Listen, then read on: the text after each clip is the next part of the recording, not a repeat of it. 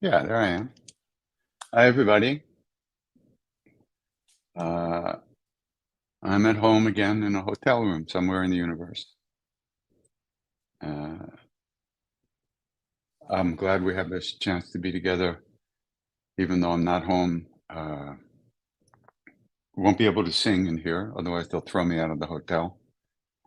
So we're gonna after the Q&A, however long that is, we're gonna play a bunch of the music videos that we have from the past, somewhere in the past, and I'll make some announcements first. October 21st, which is coming up in New York City, we're having a program in the evening, which is a fundraiser for the wild elephants. And I'll be there, Nina and Noah Hoffeld. And there'll be a video message, an earth meditation by Bob Thurman, so don't miss that. And a talk about the coexistence of humans and wildlife.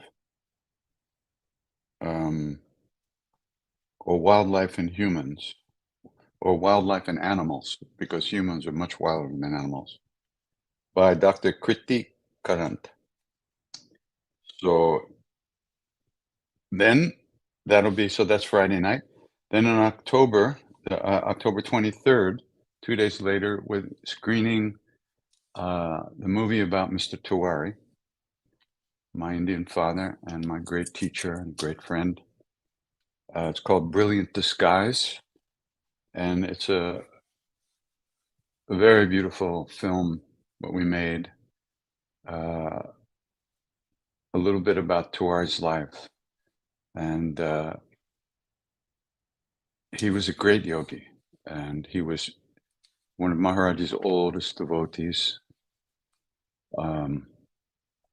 He'd been doing practice for his whole life, and he was a very close devotee. He and Siddhima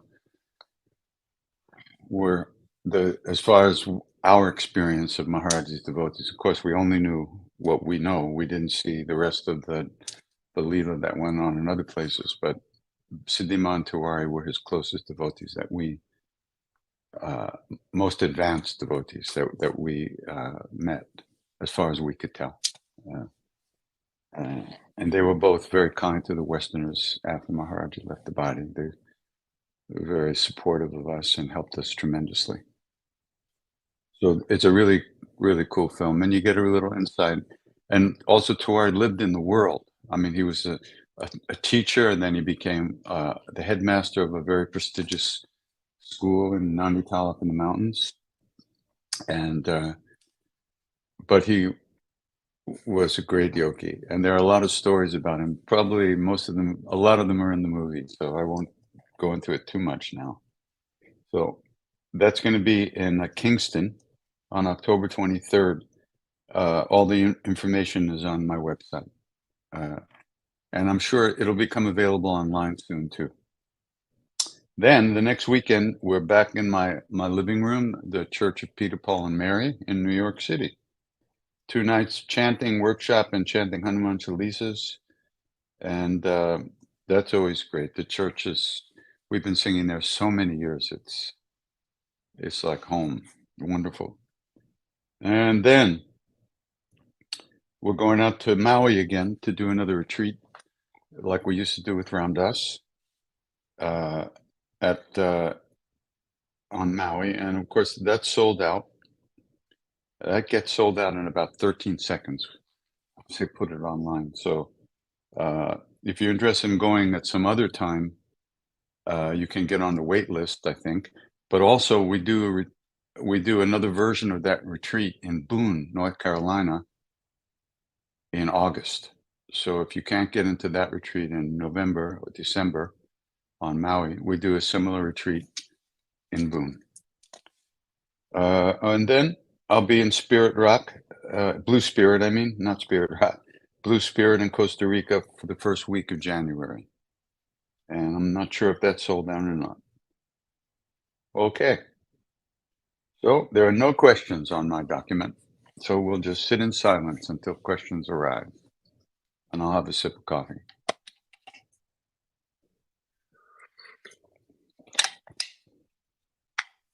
Still no questions.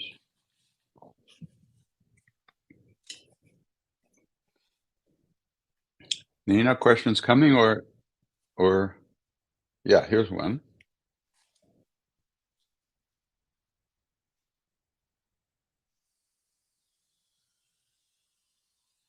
Okay, Katie, do we always need to chant inside or not? Because we can't pay attention to worldly things when we are chanting. How to deepen inside attention when not paying attention towards the name, the space of the name. Yes, at first, when you're doing your practice, uh, you kind of relinquish the paying attention to outside things. And when anything interrupts the flow of your concentration, you release it and you come back again to the name. But over time, you will find that the name goes on repeating itself within you. But that comes after practice. That's a fruit and a result of doing some sincere practice for a particular length of time. In fact, the name is going on all the time within us because the name is almost like an echo of our soul, which is always present, always here, our own being. And we're tuning ourselves to that echo, and we're moving into the sound. And the sound is the sound form of the formless presence within us. And that presence is the same in all beings. So it's a progression of deepening, of awareness, of realization. And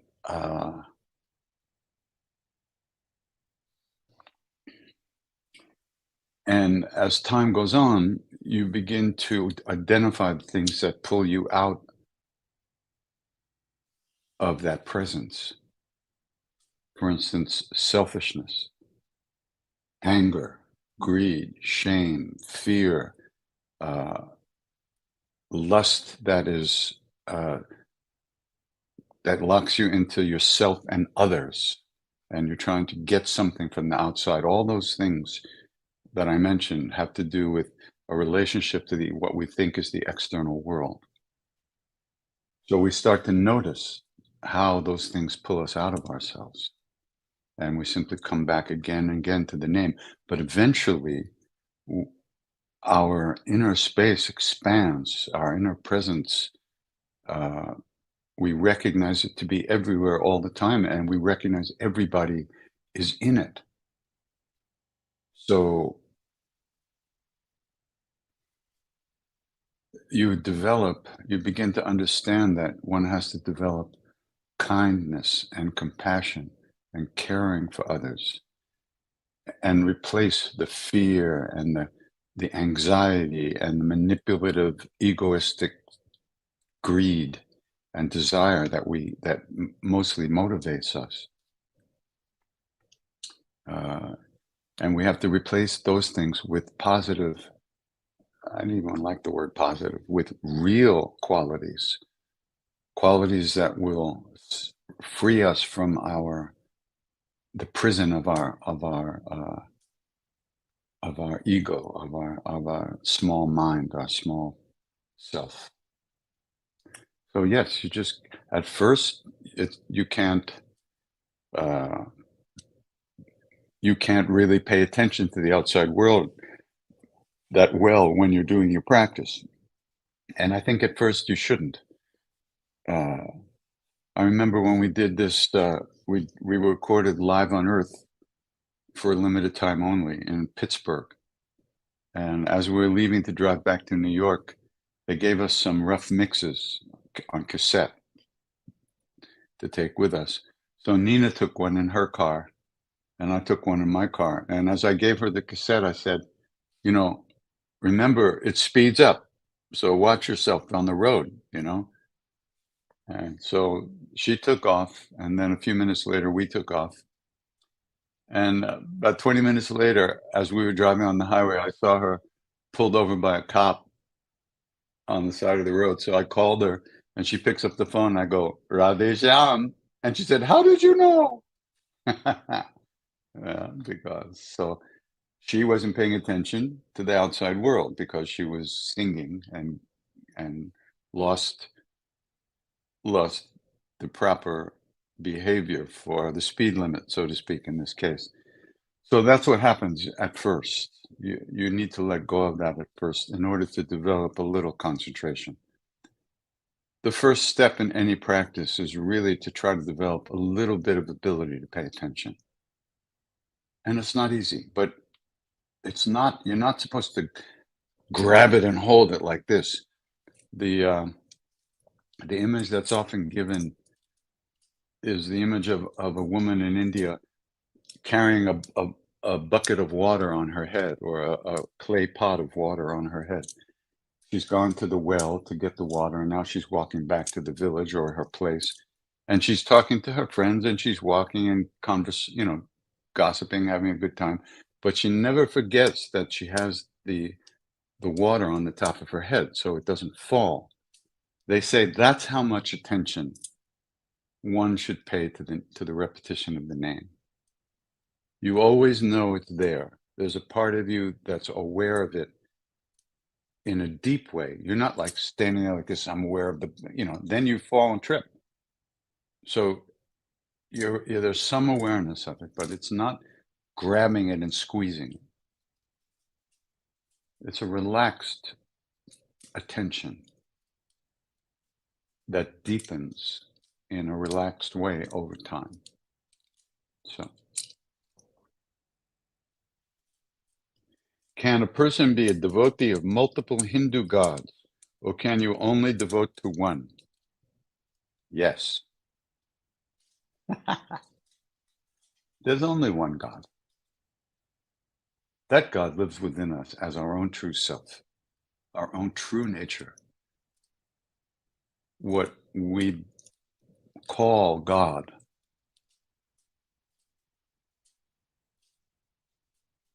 at first you think it's out there, it's something else, somewhere else, but it's not the case. And as far as the so-called Hindu gods, do we even know what that means? Do we even know what it means, the Hindu gods? What are the gods? They're beings, not different than us, except they're older, so to speak, and they've been on the path longer, and they've realized many things. They've they've tr- trans, they've transformed, and they've let go of the small separate self. So the so-called deities are really our beings, and we use a lot of words, and we don't know what they mean. I mean, you think that this is a reasonable question. Can a person be a devotee of multiple Hindu gods? Why not? When you're in love, everybody's lovable. Everybody's included. When you're in real love, everything is included. The so-called Hindu deities you can think of them as doorways into your own true nature, doorways into the reality of the universe, paths into your own true self. And sometimes you feel like a nut, sometimes you don't. We sing to Krishna, we sing to Ram, we sing to Kali, we sing to Durga, we sing to Shiva, we sing to everybody. The essence of all those beings is exactly the same. And the essence of those beings is not different than our own essence, but we don't know that yet. So don't overthink this stuff. There's only one so-called God, one being of which we are all a part. We are all parts of that one being. Maharaj, you go all one. One. And Garchen Rinpoche, who was an incredible Lama, Tibetan Rinpoche, he always talks about the delusion of self and others. As long as there's self and others, there's going to be suffering. There's going to be problems because you see yourself as you and others as others, when really there's only one of us. And so that's why when I was just saying, when we do practice, we start to notice the things that pull us out of the practice state, like judging other people. We all see in our own subjective version that's karmically projected onto the so-called external world. So the way to free ourselves is to develop bodhicitta, develop compassion and kindness. Or as Maharaji said, love everyone, feed everyone, remember God. Remember that one of which we're all a part.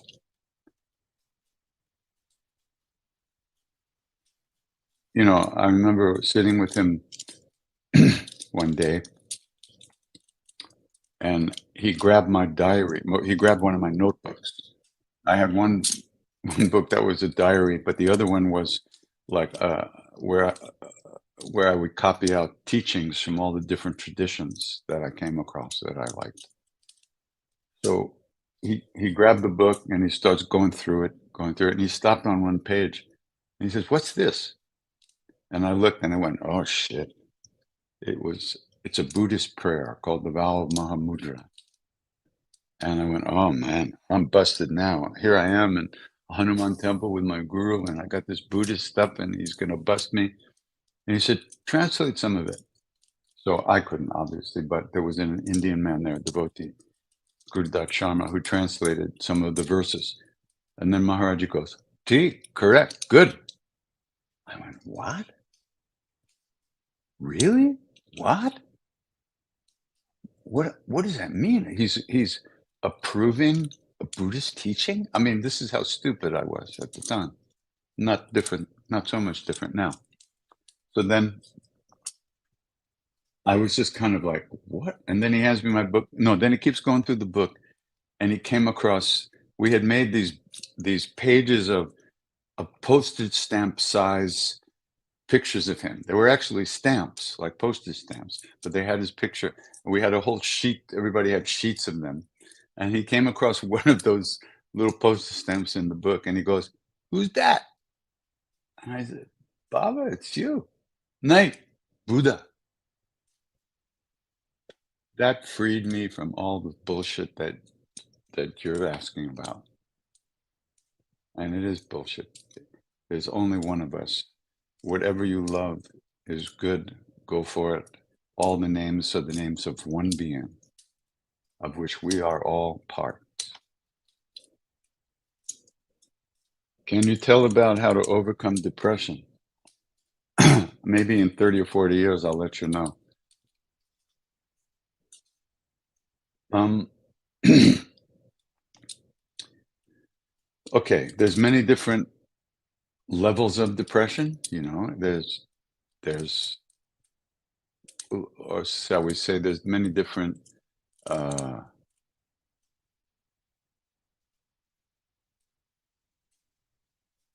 depression. It expresses itself in many different ways. In general, through practice, through regular practice over time, we obsess about ourselves less and less. Over time, how we feel retreats into the background. It's no longer the number one most important thing in your life. You wake up, how am I now? How am I now? How am I now? How am I now? All day long, all life long. That's all we do. How am I now? And we're always judging how we feel. Is this right? Should I do this? Should I take some of that? Should I take this medicine? Should I go to therapy? Should I do this? Should I sleep more? Should I go to the movies? Should I drink this? Should I take this drug? What should I do to change my state of mind? As time goes on, you don't give a shit about your state of mind anymore. It's just not what you're here now, which is where we are. That is not something that's possible for everyone. to do in the state that we are in. Some people have clinical depression. Some people have depression that has physical causes, emotional causes, trauma causes, and and it can be very useful to work on those situations in many different ways. And any way that you work on releasing the effects of trauma and situations in life that have become very painful and left scars, any way that we work on that is good. However, if you can do a little bit of practice every day, ultimately, this is where the strength to let go of those clenching and that clenching in the heart. I mean, therapy, uh, medicine, there's so many ways so many things that we can do to help relieve depression and change the state of mind. But through practice, that's practice is understood of training ourselves to let go. What's depression? It's thoughts, it's emotional feelings that that it's like being involved and engulfed in a cloud bank. You can't see anything else. It's all dark. It's all mist. You don't know if there's anybody else around. You can't see the mountains. You can't see the sky. How do we disperse that cloud bank? Well, any way that you find to disperse that cloud bank is good. But along with whatever you're doing, a little bit of learning to calm down every day and release whatever you're thinking. Because when you're depressed, you're thinking, there's all kinds of thoughts you have, all kinds of beliefs that are unconsciously pushing you around. As you do practice, you start to see those things a little bit more clearly. And the practice, when I say practice, I mean simply letting go and coming back home.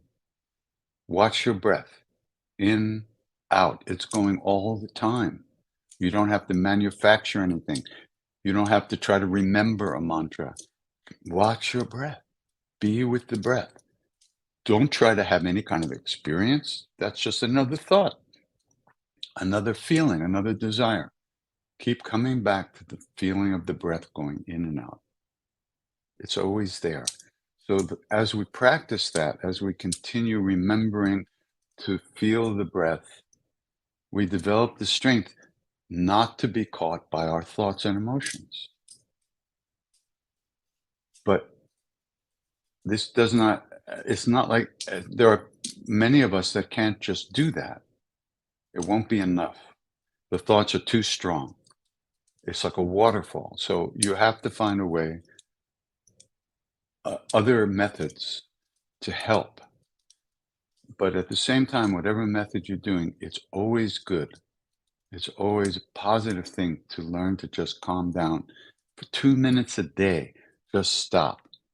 And then if you feel depressed and you're angry or sad or blown out, just sit with it. Don't move it. Don't try to push it away. If you're reacting to it, oh, I hate this feeling. Be with that feeling. Don't try to change it right away. Just for a couple of minutes. Give it the space to be there because it's there. It won't always be there. So we want to keep coming back home. We want to find home again and again and again and again and again.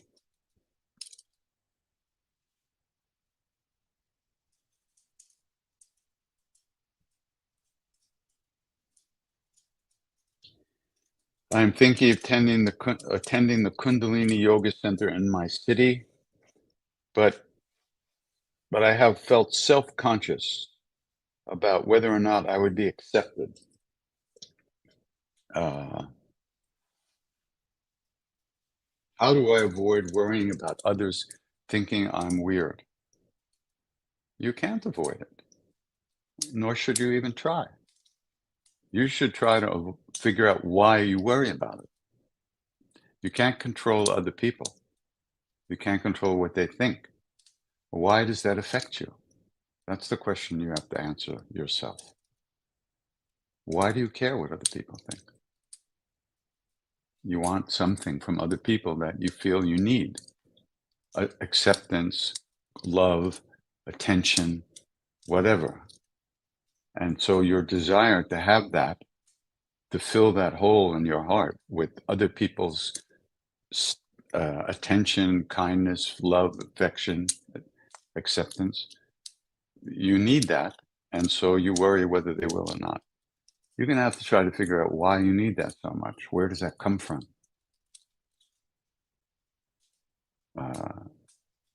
And develop more confidence in yourself and in your own path. And what does it matter what anyone thinks? That's their problem.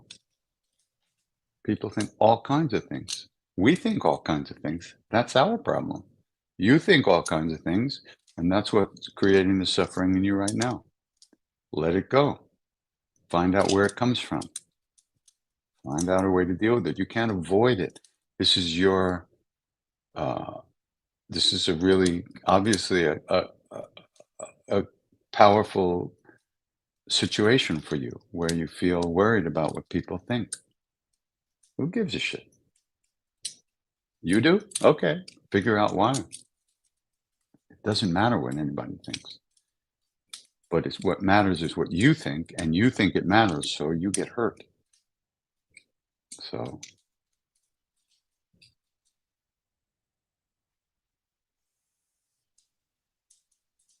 the best method for meditation is the practice that you do.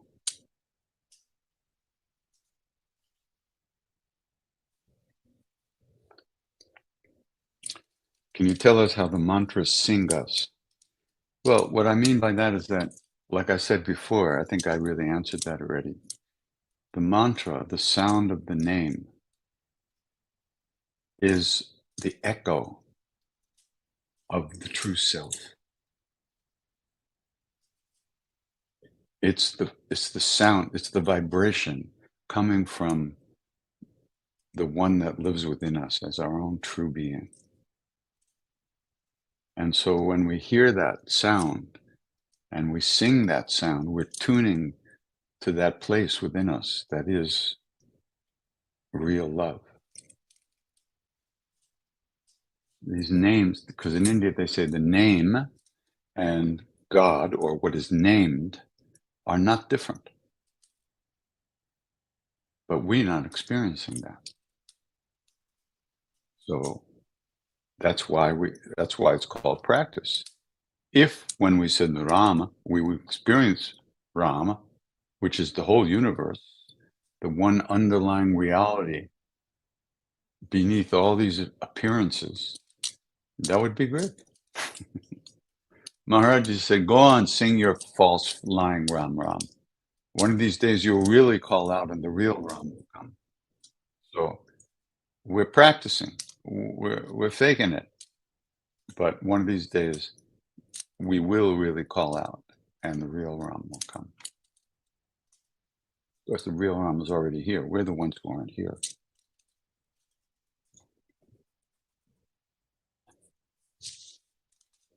How can I make an offering to Maharaji or Hanuman? I've read that devotees would always arrive with something to offer Maharaji. Can we do that in some way from home using his photograph? Yes, you can. And you don't need a photograph to offer anything to him because he's the indwelling presence within us, within all of us. That's who he's become. The antaryami. Antar is the indwelling presence, the indwelling being. So what we're really offering when we offer like fruit, we're offering our hearts. It doesn't have to be an external action. What we really want to offer is our hearts. And we want to be able to make that offering, but we really don't know how to do that. Surrender is what we're talking about.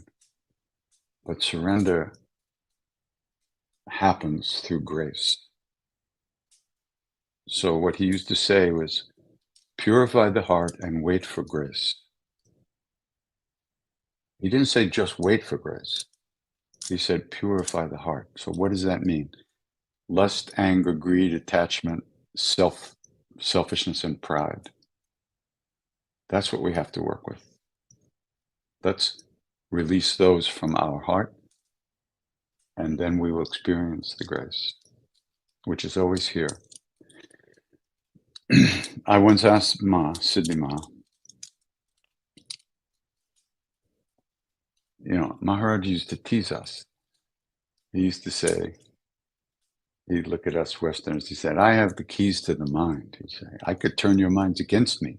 I could transfer you.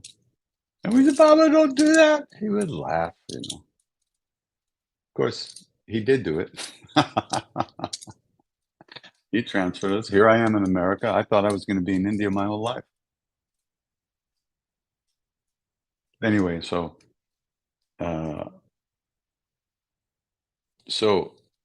he used to say, so I went to Ma and I said, Ma, Maharaj used to say this. So for me, that means that he says he's the doer, not him. God is the doer. So is it all grace or is my effort required? What's the deal? And she said, Krishnadas, it's all grace, but you have to act like it isn't. Because we don't know. We like to, oh, it's all grace, everything's perfect, but then we stub our toe and the day is ruined. Or somebody looks at us weird and we get angry and depressed and vicious and violent. So we don't know it's all grace. We're not experiencing that. We don't have that realization. So we have to act like it isn't all grace and purify our hearts and practice and open our hearts and learn how to treat other people the way we would like to be treated. If we could do that, oh my goodness, our lives would be filled with love and bliss and truth.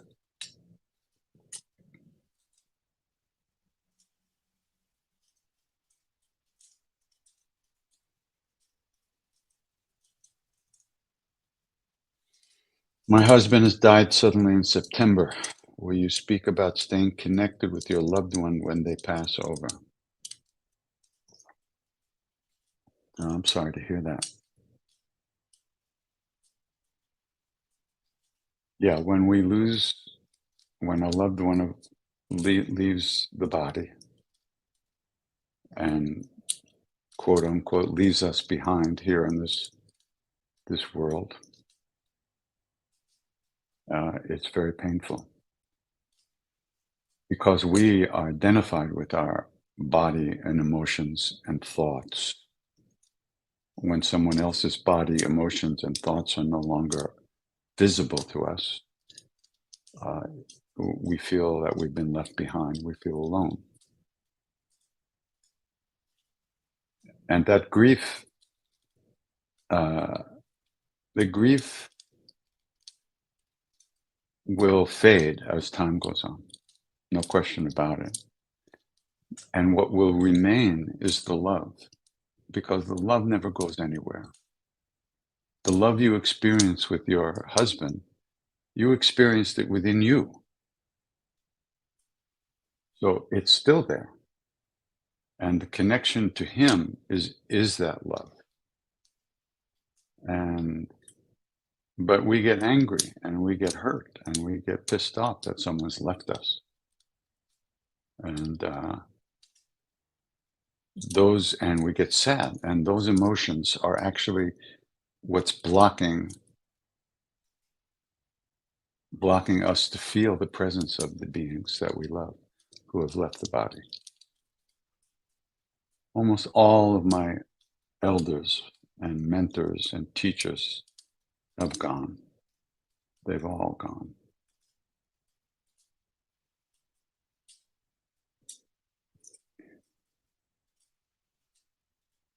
And, I'm very emotional. I cry about all that. I still cry.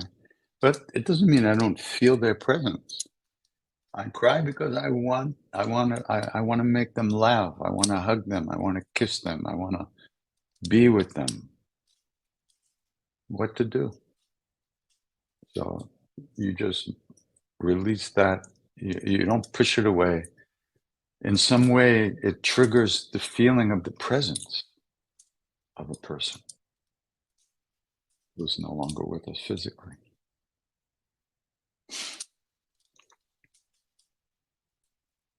I mean, one of my favorite things with Ram Dass was to make him laugh. I used to be able to make him explode in laughter. We had so much fun,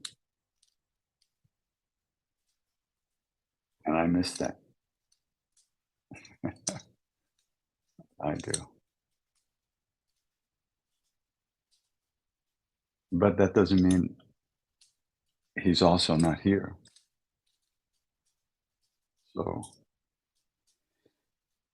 and and when my girlfriend in the old days, in India, my former girlfriend before I went to India, she killed herself, and I was very, very upset. I had a whole breakdown in the temple, and Maharaji said, "You can't." And I wasn't aware of it, but maybe I was thinking of, I wish I was dead or something like that. Because he looked at me and he said, "You can't die. What are you going to do? Jump in the river?"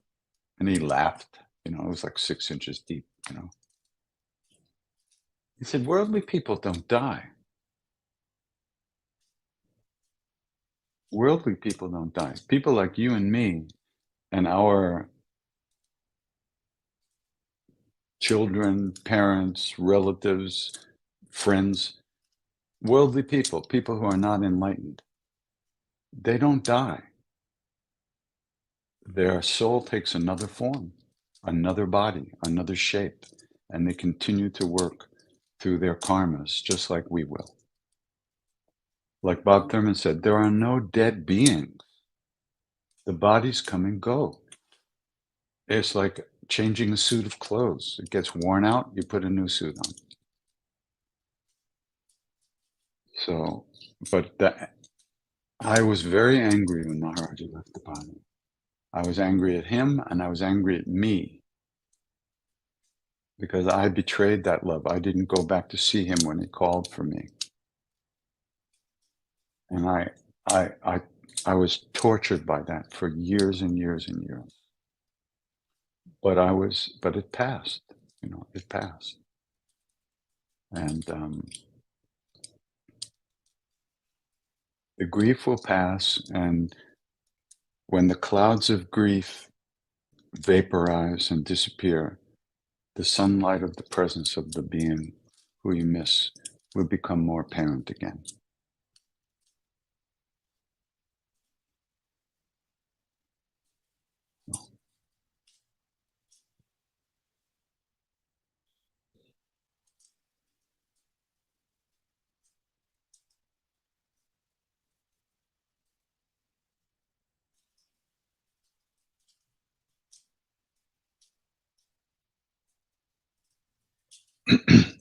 How can I keep my focus on myself and gratitude instead of meddling in other people's lives? I'm aware that a tendency to criticize others is coming from low self-esteem. Well, so you understand where it's coming from. You try to work with that and let go of that. And when you criticize others, you're really only seeing yourself. And mostly we don't like what we see when we look in the mirror. And everything out there is the mirror. Everybody we don't like are pieces of our own self that we don't like. So if you the more you understand that, the less you criticize others, and the more you recognize that you have to do this work and find. The Buddha said that in the whole universe, you'll never find anyone more worthy of love than yourself. That's a hard one for us. We've been beaten up by this world. We've been programmed negatively by our families, just that they've been programmed negatively by our experiences, by the world, what it requires of us to get through the day. And we identify with those negative programs. So, of course, we're going to see them everywhere. But the issue is with ourselves and not with anybody else.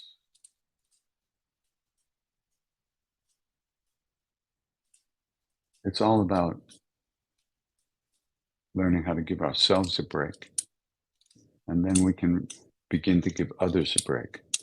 But the funny thing is that as we start giving others a break, we naturally get more relaxed with ourselves and we give ourselves a break. When we think about others more than ourselves, we become kinder to ourselves, which is why Maharaji said, love everyone, serve everyone, feed everyone, and remember God. The more you concentrate on yourself and get stuck in all that shit, the worse you feel. So when I was having that nervous breakdown in the temple, he said, you can't die. Worldly people don't die. Only Jesus died the real death. What is he talking about? He said, he never thought about himself. In that being, there was no sense of separateness, no ego. Everything he did was for the benefit of his people, humanity. He didn't, and he let them take him to the cross. Who cares? Yeah, I'll throw this body away. It makes no difference. They say he could do more work after leaving the body. And a great saint, they say,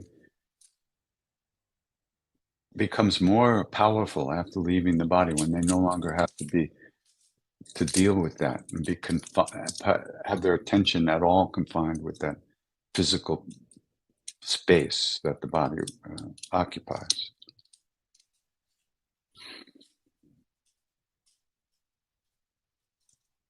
So yeah, don't criticize. When you're about to open your mouth and criticize, hear the thought in your head and realize you're talking to yourself. And why do you talk to yourself that way? Because you hate yourself. You judge yourself. You loathe yourself. You wish you were something else, someone else. You wish you were taller, shorter, blonder, darker, lighter, fatter, skinnier, whatever. We don't love ourselves as we are. We don't accept ourselves as we are. And that's why we hate everybody else. And that's why we're always looking for other people's acceptance, and we're always looking for love out there because we can't find it here. But this is where it is, and this is where we have to look.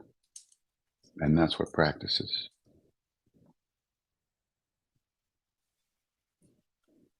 Did Tiwari get to meet my mother? Yes, he did, but not in India. Tiwari came to America 2 or 3 times over the years, and I believe he met my mother at some time. Yeah, must have. What is the overwhelming feeling of missing love that comes after chanting? Wow, that's a good question. Yeah, that longing that we get in touch with when we chant. When we chant, we're entering into the presence of that love. Now, our minds are so flickery that we barely let ourselves feel it, but we're in it. And so when we stop chanting, when the chanting is over, our hearts just experience this tremendous longing to be in that love. because we were close to it. We didn't know how close we were in it. We didn't know how deeply we were in it. And we still don't know because, and that's not, that longing, the missing is, it's not a conscious, it's not an emotion. It's deeper than that. It's the reality of the connection of our soul with the supreme being, the supreme soul. And that's reality, but we don't know that. So the longing is like an echo of that connection. And that longing is what saves us in life. Without the longing, you get born, you graduate high school, you drink some beer, and you die. That's it. With the longing, you start looking for the real thing. You start looking for love everywhere until you find it. And the longing is grace.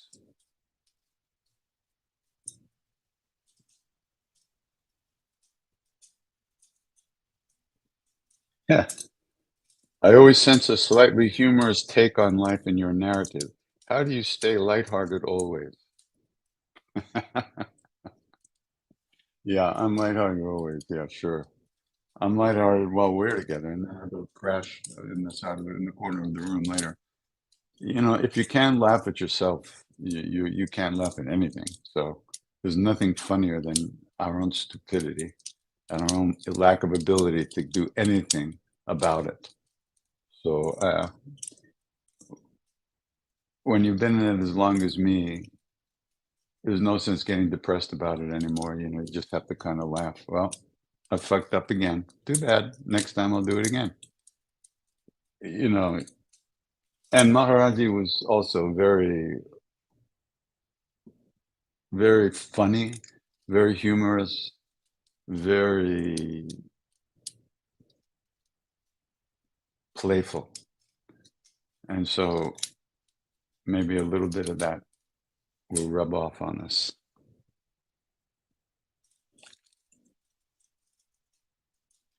How to discriminate between a genuine spiritual experience and what might be a manifestation of something we learned, heard, or read about another's experience.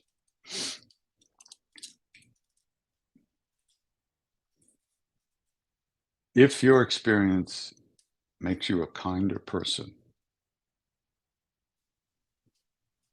if your experience opens you up to see other people and to care about other people, then it's a good chance that it was a spiritual experience. If your experience makes you tense, tight, and angry about holding on to that state of mind, fuck it, let it go, forget it. It was nothing but bullshit. And it wasn't the real thing. It isn't about me and how I feel and my state of mind. And I'm going to keep this bliss and I'm going to hold on to this ecstasy. That's bullshit. That's just spiritual masturbation. It has nothing to do with reality. If you have an experience that allows you to feel love and kindness to other people and maybe to yourself a little bit, then you know you're on the right path. But if you find yourself trying to protect that state of mind, forget it. It's already gone.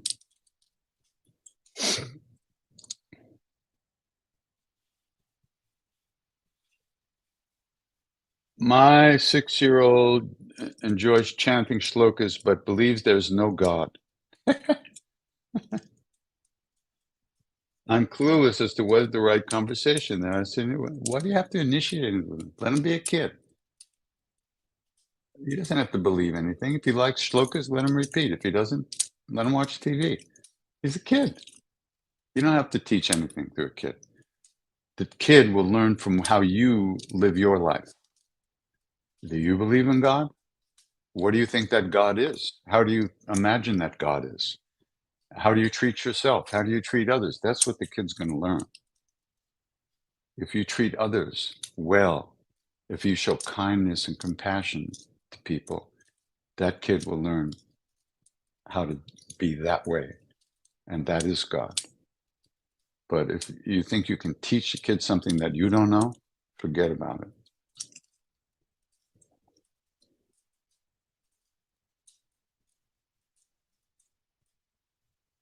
I feel like I pay more attention when the chant is relatively new to me and I'm still having to concentrate. When the mantra is already very familiar, I feel that I keep chanting automatically and get distracted.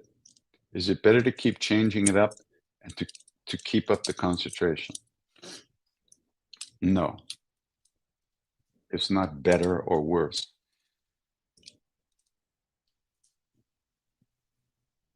You, when you notice that it's automatic, see, you're underneath this question is the uh,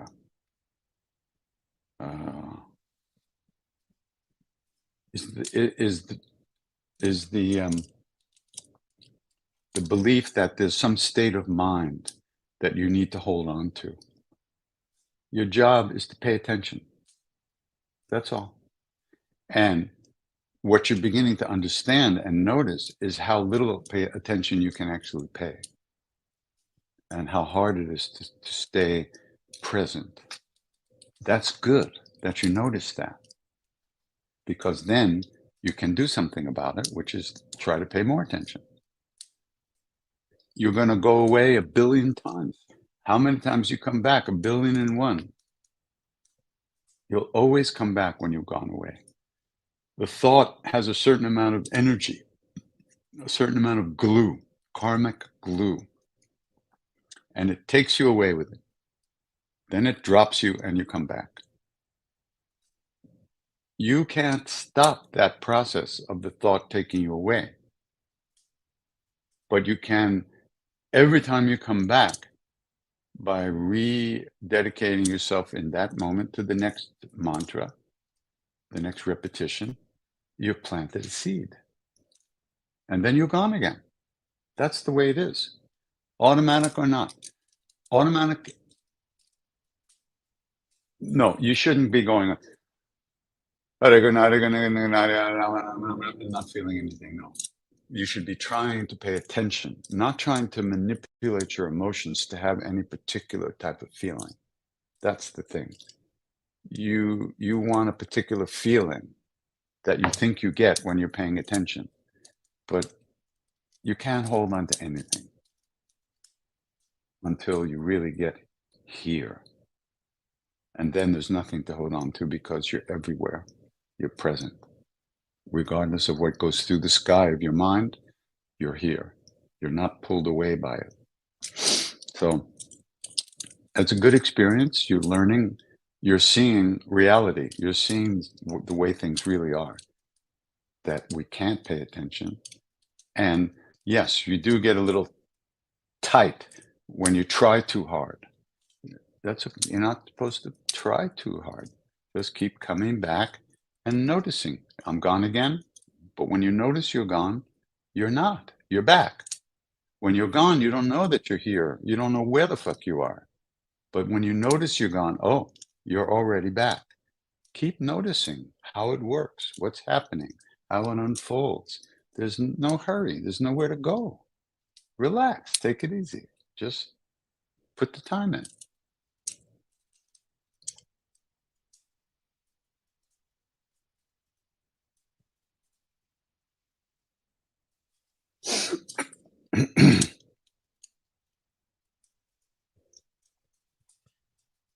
I have two elderly parents living with me that are getting on and really starting to decline in health and vitality.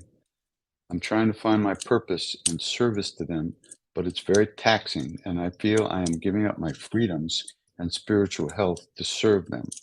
Can you help me understand? Well,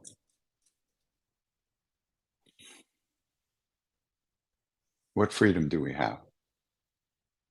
Freedom to go out, drink a beer, go to a movie, freedom to watch TV, freedom to run around, go for a drive, freedom to go eat more than you should.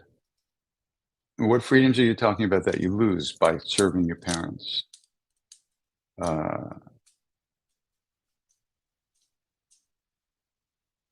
the joke is, if you want to know how you're doing spiritually, go visit your parents, because the connection with the parents is so strong, it pushes every button that there is to push. There's no question about it. And if you are dedicated to becoming free, this can be very useful. But it is a fierce fire. It's a hot fire.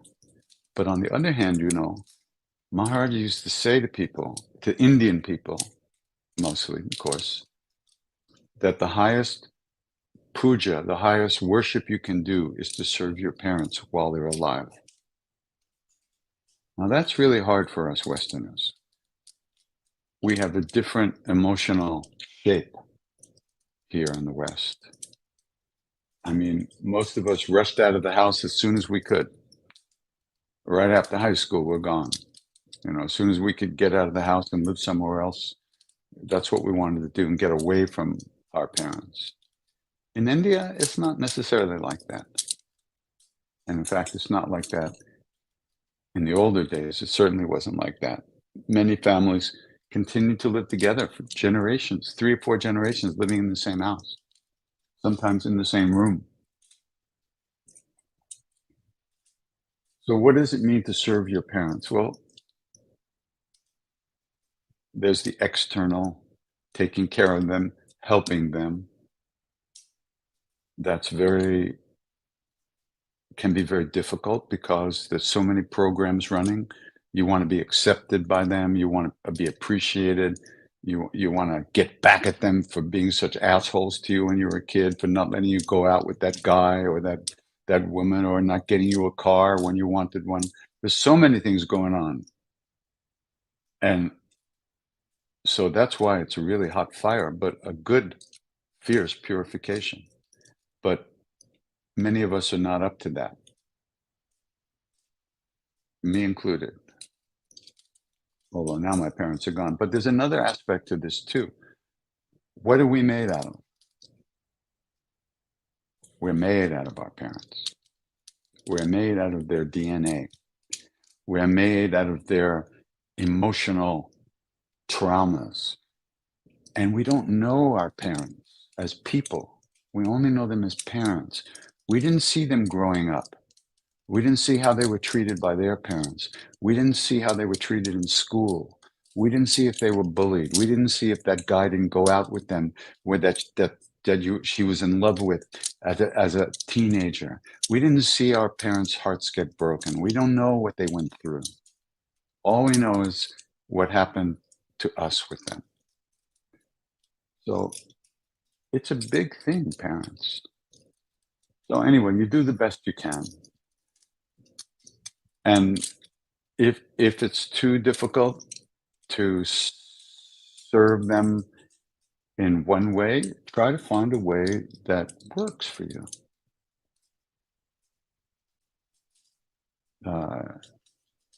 You have to find a balance. And you have to be honest with yourself too. Are you going to be happy?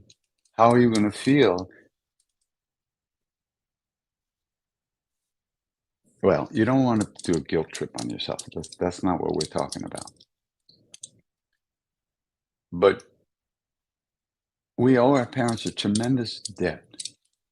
They gave us a body, regardless of what their motivation was at the time. One time I was in the back of the temple with Siddhima, and one of the families of devotees came. The oldest grandchild in the family was about to get married, and they came for blessings and came to the temple and to do a puja. And all these young people came in the back of the temple, and because they knew Ma for years, they were actually they were relatives of hers and distant relatives. So I was sitting there and I was surrounded by these young people, like everything from like 10 to like 25. And there was so much love between these kids. There were like 15 or 20 of them. And they were talking and laughing, and they were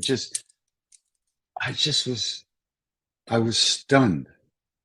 And Ma looked at me And she knew, of course, what I was feeling. And she looked at me and she said, "You see, Krishna Das, you see what you missed by being born in America." Oh, wow. In America, we don't treasure the family. We don't, my family bickered and fought and hated each other. The grandparents didn't like each other. I mean, it was a fucking horror show. So you see what you missed by being born in America. Yeah, yeah, I do. So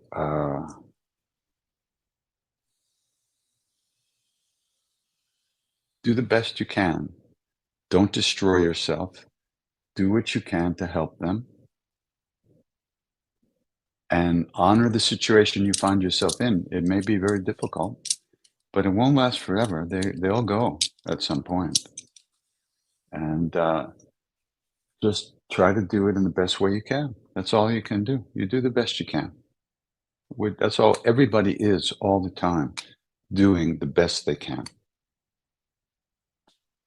And it's not, it, it may not be the greatest, but we're doing the best we can.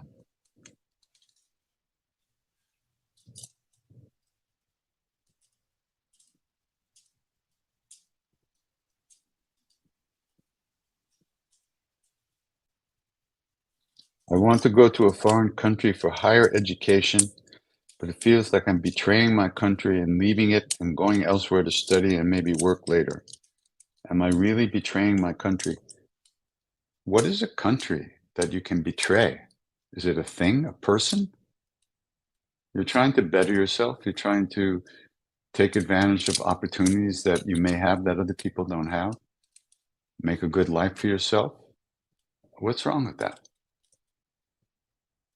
And if you can't do it in your country, why not do it somewhere else?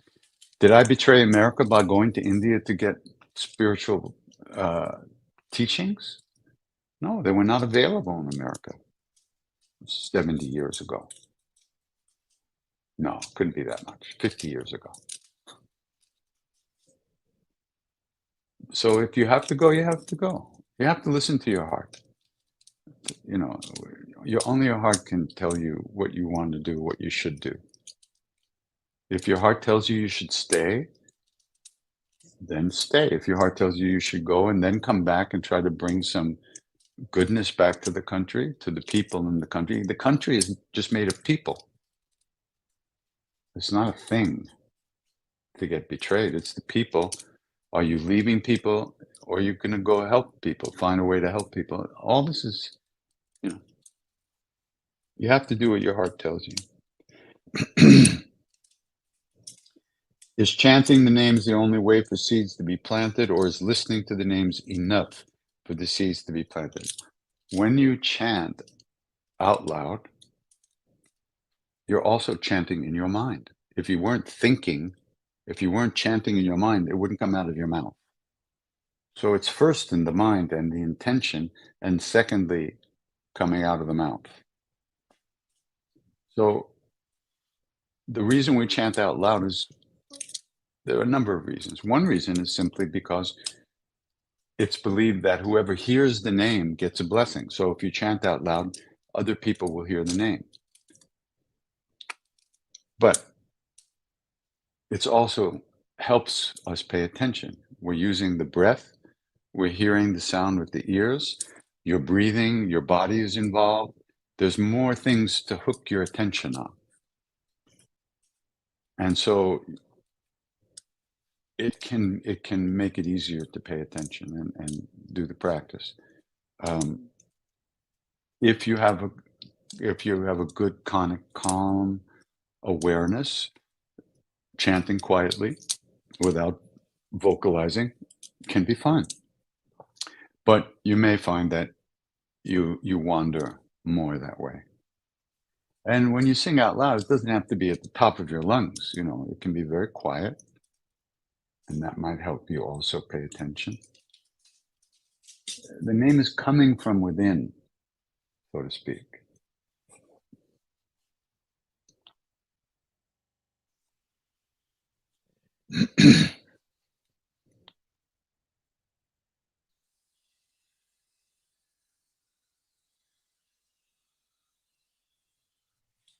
Somebody says here, when you said during practice chanting with Maharaji, you remembered previous lifetimes? Was it scary? I don't remember saying that. And I don't remember remembering previous lifetimes ever. So I don't know what you're talking about.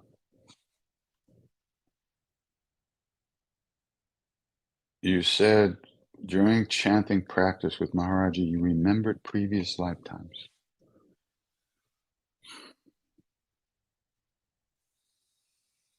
I don't remember. I don't think that happened. At least I don't remember it that way. What is the clicking sound in your hand? Don't be so fucking nosy.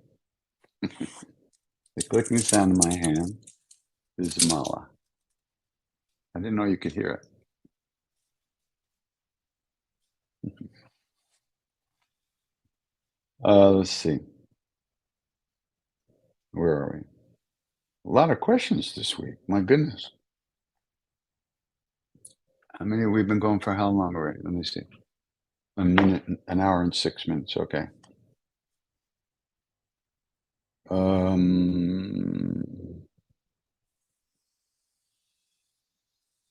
Wait, where'd that go?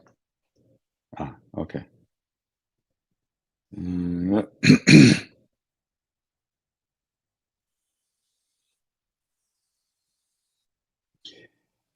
I would appreciate advice for how to allow people around me to act in ways that I think are impulsive and unskillful. Somebody die and make you God? And be okay with that. I gave you my thoughts. Love is letting people be who they are. It's not your world to run. And our crankiness and judgmental attitudes are nothing but a lack of kindness and compassion for ourselves and others. So chill out and don't be so cranky. How's that for spiritual advice? I'm cranky. I remember once I was really cranky. We did this weekend retreat at Garrison, and people were coming along with T-shirts. I survived the Krishna workshop. I was so cranky that weekend. I don't know why.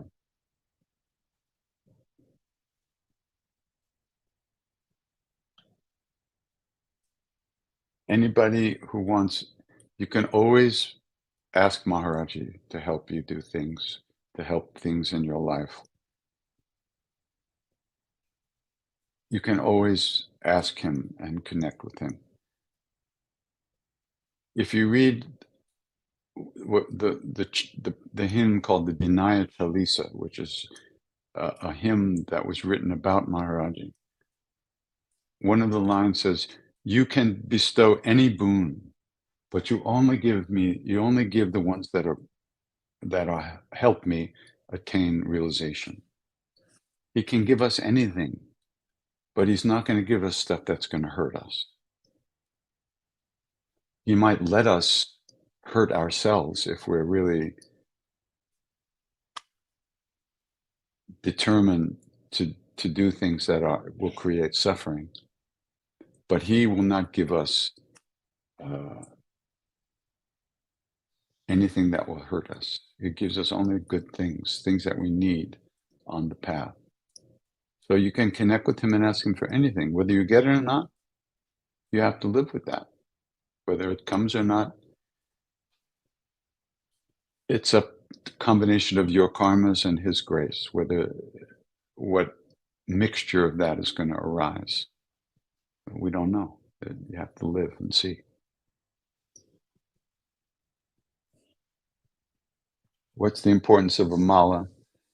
Is it necessary to chant certain mantras for a specific number of times? A mala is to help you remember to pay some attention, to keep the mantra going to some extent while you're talking, while you're doing other things.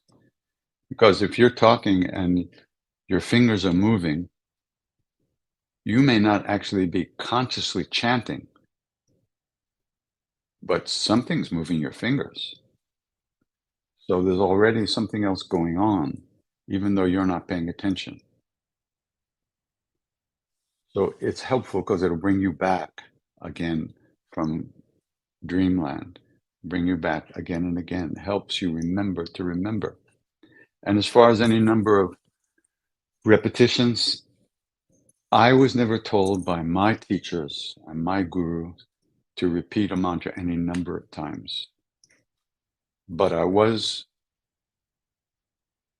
taught by Maharaji that the name, repetition of the name, through the repetition of the name, everything would be accomplished. So one should make an effort to repeat the name sincerely and wholeheartedly as often as possible, as much as possible. You don't have to count, because then you get into like, oh, I did my 100,000 repetitions, now I should be enlightened. No, it doesn't work like that. There are certain lineages and certain teachings where a certain amount of repetitions are required. That's not where I come from, but they certainly are. The Tibetans have a number that you have to repeat this mantra 100,000 times, do 100,000 prostrations, 100,000 visualizations. That's what they require for in their teaching, and they have good reasons for it. Probably we weren't qualified for that, so we just do what we can.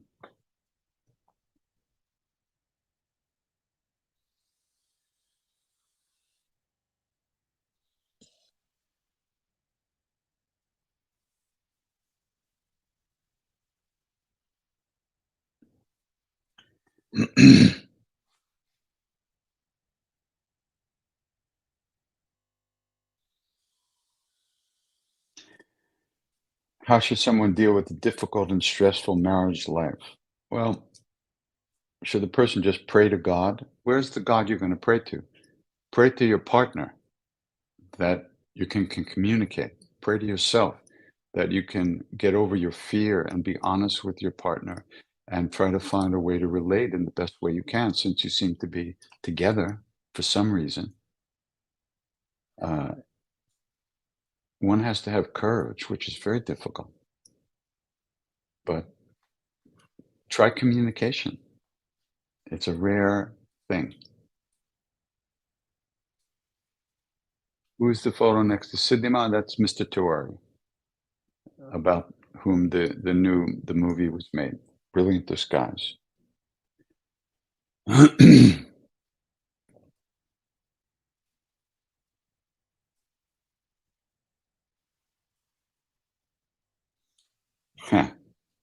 I would like to know if you were affected during the lockdown.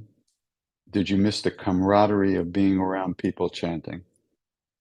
I missed it like like I would miss sitting on hot coals. I loved being home. I loved not traveling. I I I watched as layer after layer after layer of stuff fell off of me, just being at home. And I was able to chant with everybody. Thursday nights, we did 140 straight Thursday nights. And I felt I was with people. So I felt the camaraderie, and I felt connected to people. Of course, I know a lot of people suffered terribly. I'm not making light of that. But personally, for me, it was a wonderful experience for me. So I can't lie about that.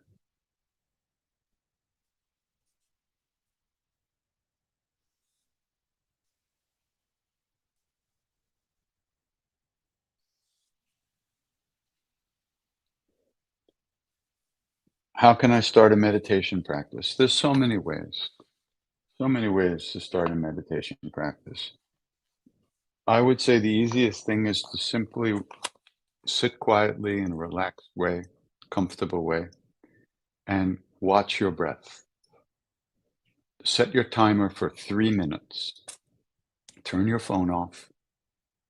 Set the timer on the phone for 3 minutes and sit there and watch your breath. You will notice that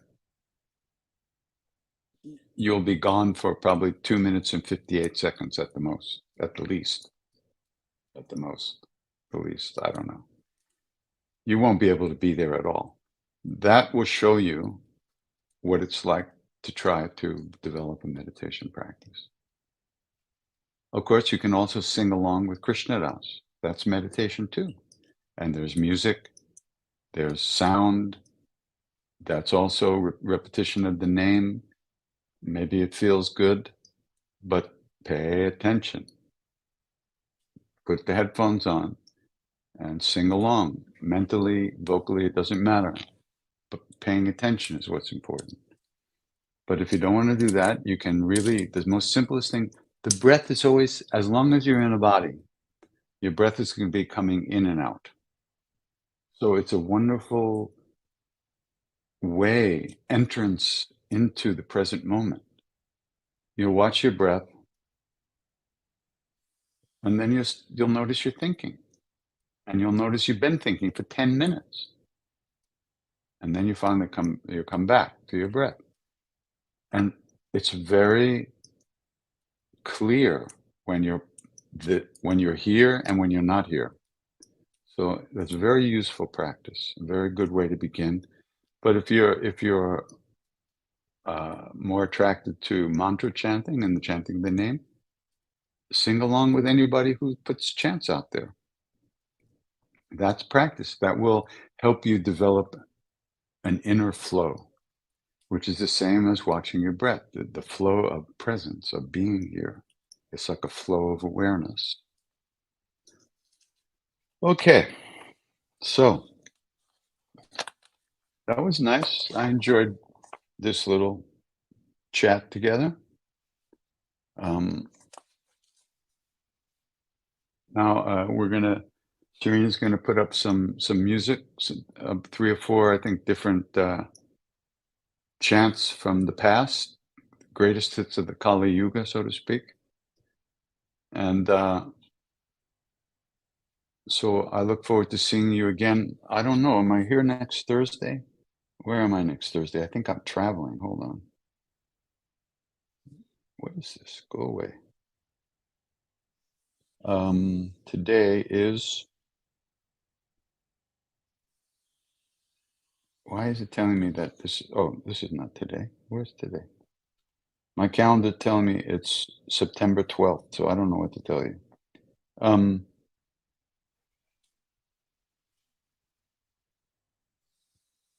It is, I don't know.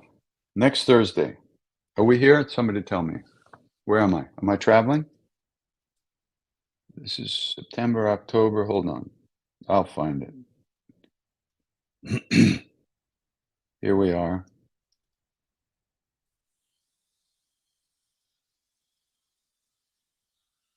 Oh, this calendar is terrible. Hold on. I'll look on my phone.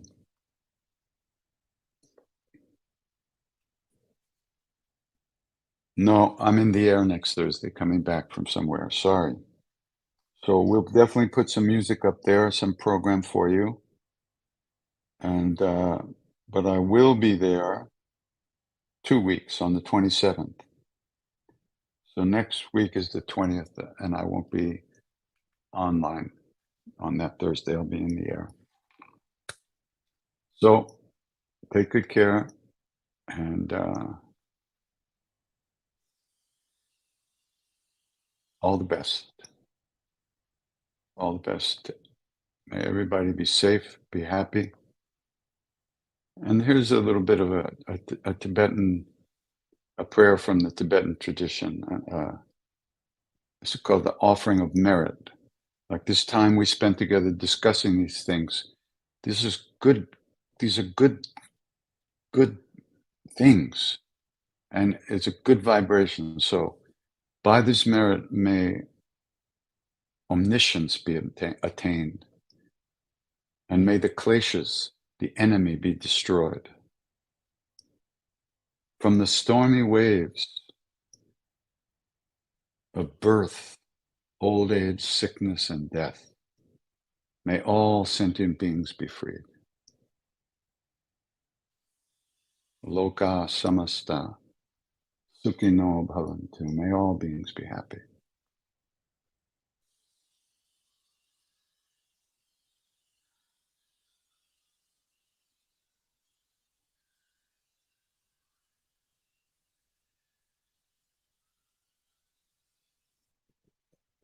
Namaste.